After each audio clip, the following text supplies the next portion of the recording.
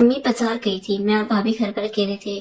भाभी नहाकर वॉशरूम से बाहर निकली थी। जब मैंने भाभी को देखा तो अपने होश खो बैठा। भाभी बेवा थी, नौजवान और खूबसूरत थी। भाभी मुझे अपने बेडरूम में ले गई और मुझे नीचे बिठाकर। इन दिनों इरम बाजी की डिलीवरी होने वाली थी। अम्मा इसके साथ हॉस्पिटल गई हुई थी और जाते हुए काफी सारा सामान भी लेकर गई थी।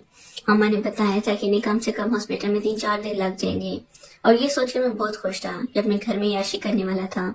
मैं 17 साल का जवान लड़का था। इस उम्र में लड़के मर्जी करते हैं और अकेले घर में खुद को पुरसुकून महसूस करते हैं। मैं भी अपनी मर्जी से जो चाहे कर सकता था, मगर मैं ये नहीं सोचा था कि मुझे वो कुछ करने का मौका भी मिल पाएगा, जो शायद मैंने ख्वाब में भी नहीं सोचा था।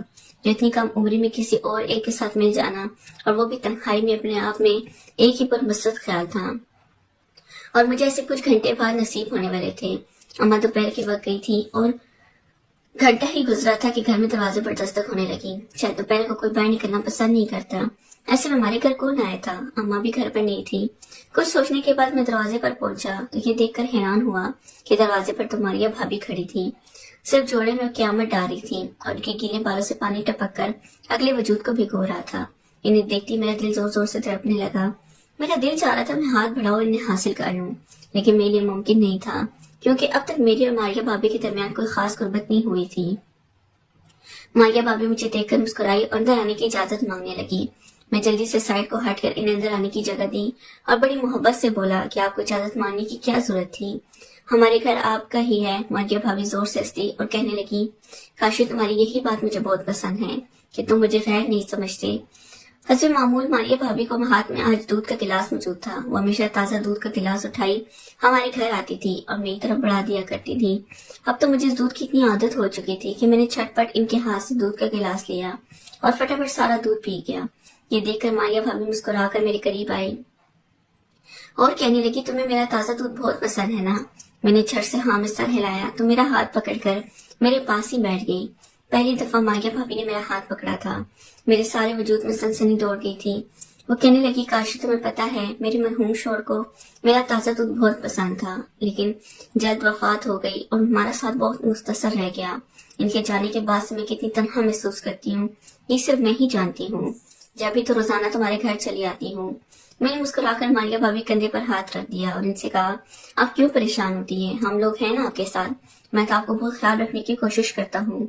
आपको कभी भी किसी चीज की जरूरत हो तो बिला झिझक मुझे कह सकती हैं। मेरी बात पर मारिया भाभी की आंखों में अजीब सी चमक पैदा हुई और वो कहने लगी, क्या सच में तुम मेरी हर बात मानोगे? मैंने हाँ में सर हिला दिया और धीरे से मेरे कान में करीब आई और कहने लगी, मैं तुम्हारे साथ बेडरूम में चलना चाहती हूँ। क्या तुम मुझे अपने बेडरूम में लेकर चलोगे? मारिया भाभी के मुंह से ऐसी बात सुन के मेरा चेहरा शर्म से लाल पड़ गया।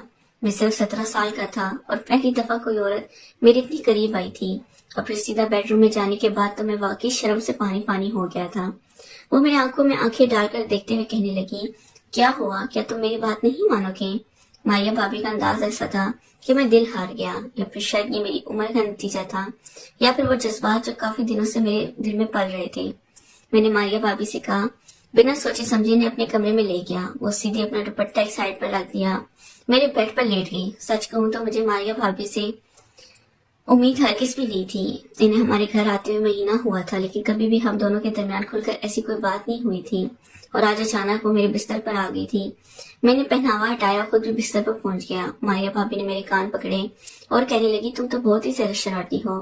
काशी इससे पहले कि मैं हाथ बढ़ाकर इन्हें छोड़ता या हासिल करने की कोशिश करता, मारिया भाभी ने ऐसी हरकत की कि मेरे होश उड़ गए। मैंने हैरानी से पूछा कि अब क्या कर रही हैं? वो मुस्कुराकर कहने लगी, ये भी मोहब्बत करने का एक तरीका है। वो मेरे पैरों में बैठ गई और इसके बाद जो कुछ मारिया भाभी ने 6 घंटे मेरे साथ किया वो मैं सारी जिंदगी नहीं भूल सकता।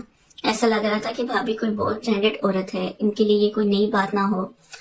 खुद मुझे कुछ देर पहले मेरी बात आई जब मैंने इनको देवर को इनके घर से निकलकर जाते हुए देखा और इस वक्त जिस दरवाजे पर खड़ी थी वो चौंका देने वाले लम्हात हो।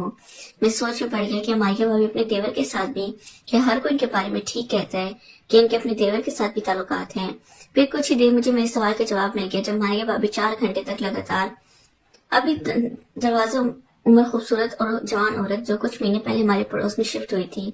शुरू में तो मारिया से वक्फियत नहीं थी। फिर एक दिन वो खुद ताजा दूध लेकर हमारे घर आई, अम्मा से अपना तारफ करवाया तो हमें पता चला कि वो एक बेवा औरत है जो अकेली रहती है। मारिया भाभी से कोई नहीं था البتہ کبھی کبھار ان کا دیور ان سے ملنے کے لیے آ جایا کرتا تھا، اور ماریہ بھابی نے بتایا کہ ان کا خرچہ بھی وہی دیور اٹھاتا ہے۔ ماریہ بھابی بہت نرم مزاج تھی، بلکہ محبت کرنے والی عورت تھی۔ جب وہ پہلی دفعہ ہمارے گھر تازہ دودھ لائی تو میں نے جلدی سے وہ دودھ پی لیا، کیونکہ مجھے ان کے وہ تازہ دودھ بہت پسند تھے، اور واقعی وہ دودھ بہت لذیذ تھا جو ماریہ بھابی بنا کر لائی تھی۔ اس میں کچھ میوہ جات میں ملے ہوئے تھے۔ میری پسند دیکھتے ہوئے کہنے لگی میں جب جاؤں گی تو ماریہ دودھ ضرور لاؤں گی۔ اور پھر ان کی اماں سے کچھ ایسی دوستی ہوئی کہ وہ روزانہ دوپہر کو ہمارے گھر آنے لگی۔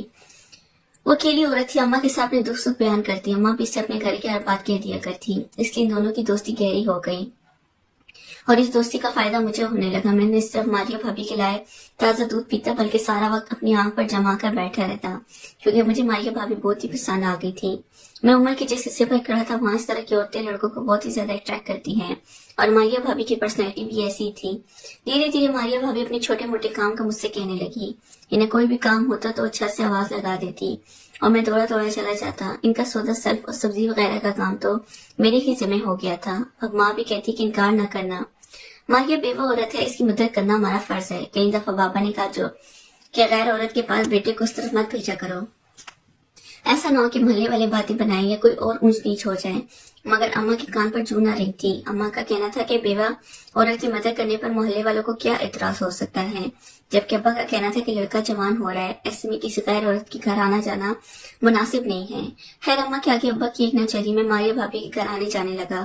وہ بھی روزانہ دوپہر کا ہمارے گھر آ جاتی، اور مجھے تازہ دودھ بھی روز پینے کو ملتا۔ کئی دفعہ ماں نے منع بھی کیا کہ روزانہ دودھ مت لایا کرو، کاشی کی عادت خراب ہو جائے گی، لیکن ماریہ بھابی کہتی کاشی کوئی غیر تھوڑی ہے، میری اتنی مدد کرتا ہے تو کیا میں اسے ایک دوسرے گلاس بھی نہیں پلا سکتی۔ ماریہ بھابی اس کی محبت کے آگے نہ صرف امی خاموش ہو جاتی بلکہ میں بھی خوش ہو جاتا۔ ماریہ بھابی کو ہمارے گھر آتے 15 دن ہی گزرے تھے کہ میری بڑی بہن صوبیہ کے سسرال والے ہمارے گھر چھوڑ کر چلے گئے، کیونکہ اس کی ڈیلیوری ہونے والی تھی۔ اس کے سسرال میں قانون تھا کہ عورت کا پہلا بچہ اس کے میکے میں ہی پیدا ہوگا، اور سارا خرچہ بھی میکے والے اٹھائیں گے۔ میرے ابا ایک سرکاری دفتر سے نوکری کرتے تھے، ہمارے پاس پیسوں کی کوئی کمی نہیں تھی، اور پھر صوبیہ باجی میری اکلوتی بہن تھی، اس لیے اماں کو ان سب معاملات پر کوئی اعتراض نہیں تھا۔